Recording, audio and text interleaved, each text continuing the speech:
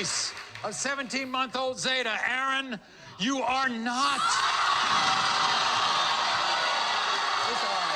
In the case of Who's the Baby Daddy involving baby Zeke, Lorenzo Tejada, you are not the father. And this is why. What am I supposed to tell my husband about another man paying my nephew's $1 million bill? Maybe tell him I did what I needed to do to protect our son.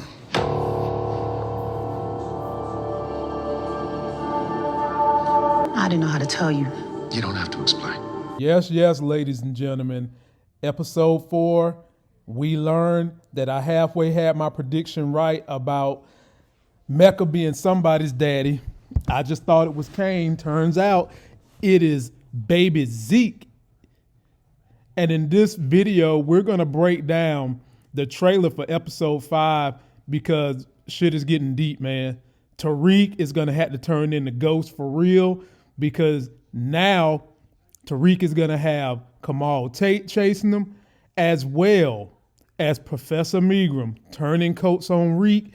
Evidence is all in this video, and we're going to break it down. If you're finding me for the first time, please subscribe to the channel. The winner from this past week's t-shirt contest is the homegirl, Miss Esther. Please go to me on IG and let me have all your contact information. Ashley, you get the t-shirt for this week. And I won't be doing a giveaway this week, but you guys still can feel free to hit me up on IG. I do believe that this particular episode 5 is the last episode for a couple of weeks. And I predict that somebody is getting out of jail. Let's take a look at the trailer right now so we can discuss all things that's going to happen from this breakdown. Monet is trying to figure out what to do. Without supply, nobody is getting high. Don't talk to anyone on the inside. Just shut up and blend in. Zeke is not our only lead. We need to take Tariq St. Patrick more seriously. His father was rumored to be a major player in the game. Karma means you cannot escape your sins. Tariq, enlighten us. Is everything good? And yeah, the Tejadas come around. You don't know shit. Very first scene, we see Lorenzo Tejada. And ladies and gentlemen, I guarantee you, episode 5, I think is the last one we're going to see till January, his ass getting out of jail. But here's the problem. There's a big dilemma. You see Monet is in there talking to him, and she's probably going to try to get some divorce papers going. She about to become Dr. Dre on this episode and be taking pictures. I'm divorced as F, happy as hell, thinking that her life is about to change. Everything I told you guys that it was going to be Lorenzo Tejada and some of the kids versus Mecca and some of the kids is about to go down. The only thing is, which way is baby Zeke going to go? Because he's probably going to be frustrated as hell with Monet, as well as all the Tejada kids. They're going to be frustrated. And they already been frustrated with Monet because she won't let them be who they are. So we know Diana is going to be Team Lorenzo. Maybe Drew is going to be Team Lorenzo, but I'm interested in seeing who's going to be Team Mecca along with Monet. Post me all your comments, man. This thing's getting crazy. And then we hear a voiceover of Mecca talking to Cain about, you can't get high with no supply, meaning that for whatever the reason, he's possibly starving out Monet. And I think he's starving out Monet just simply because he wants to come in and he wants to take care of her. But the problem is, Cain don't know the real story behind everything. Cain might take this as a slight and go join Team Lorenzo Tejada when he gets out of jail this episode. Because let's not forget, Diana took that money from the store and used it to help get the daddy out of jail. And then we get a voiceover where we got Monet, Zeke, and Meth McClain in the car telling Zeke, don't talk to nobody, just do your own thing, keep your head down. But is Zeke going to be able to do that? Because you saw from the last episode, Professor Megram is still trying to help this boy out. And we see Zeke walking into an office, and it looks like Detective Whitman again, who Detective Whitman is going to get himself suspended from this case. You guys mark my words. And then we get my man Kamal Tate, who's all up in the story, talking to Detective Whitman that we've got somebody else we need to be looking at in terms of Tariq St. Patrick, because his daddy was highly involved in drugs and organized crime. And while you so busy got your butt on Zeke because you trying to get some get back at Professor Addiction, you need to be worried about what's going on with Tariq. Now, ladies and gentlemen, I had already told y'all that Kamal was going to be working with Cooper Sax's jump off, and it's already happening this quickly. But the issue that we're going to have here is there's vested interest in not only Zeke, but in Tariq. Simon Stearns does not want anything to happen to either one of them, because if Zeke gets kicked out of school, Tariq is out of school. Tariq's out of school, Simon Stearns can't get truth. Also, there's another person involved.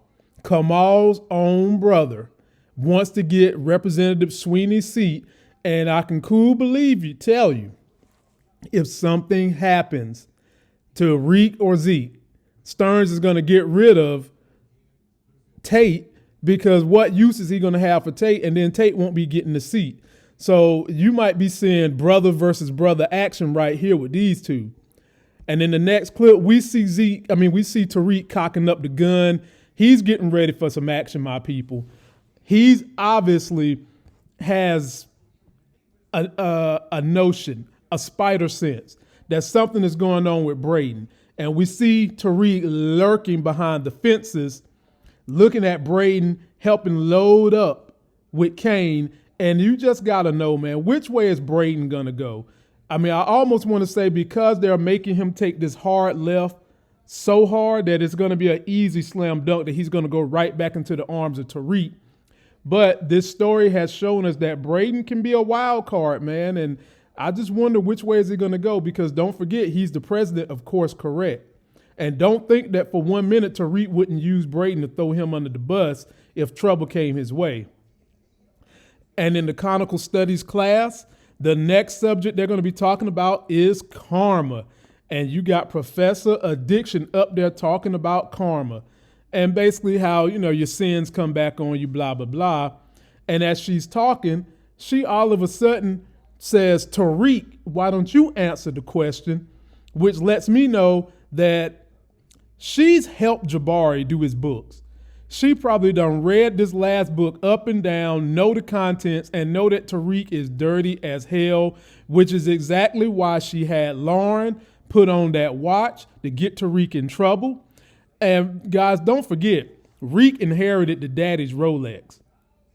And the daddy's Rolexes, he knows that those Rolexes don't tick. And did you see the way he was looking at Lauren's Rolex? He might even know that that is some kind of a recording device. But he obviously didn't say nothing in the episode because Lauren went in the bathroom and took the thing off herself. Now, mind you, that connection with Lauren to try to get people in trouble, that happened because of Professor Addiction, which makes me think, my people, one of these two young ladies is going to go. I did a trailer breakdown before the season started where I entitled it Professor Addiction and Lauren was on the cover. And I said one of these two is going to have to die. Now, which one of these two do you think it would be easier to get rid of? Post your comments down below. Probably Lauren.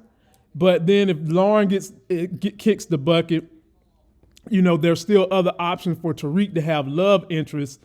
But one of these women is going to have to kick the bucket. And I think the person that really could do that could be Lauren, but we'll have to see where it goes. And then they show us a clip of Braden in the bed when Tariq comes back in, basically acting like nothing happened. Everything is all good. We still going to get this money together when we know getting down well Tariq listens to his devil daddy, which was your boy 50 Cent from the last season of Power talking in his ear. So ladies and gentlemen, that is this trailer's breakdown. Sorry I couldn't get you guys a full review of episode 4, but I'm going to come back for y'all tonight. We're going to have the group discussion tonight, and we're going to come back tomorrow night and do the same discussion. Anything you guys want to let me know about what's happened, please don't go ahead and hit me over on the IG with a DM. Follow me over there, and we'll get things popping. That's going to do it for this video. Don't forget to like the video. Please comment, subscribe, get yourself that life game. And if you're having baby daddy issues, just don't take it to Maury, because we know you don't want to hear Maury say these words. In the case of 17-month-old Zeta, Aaron, you are not. Until that next Sex is Hell video, I'm not the baby daddy.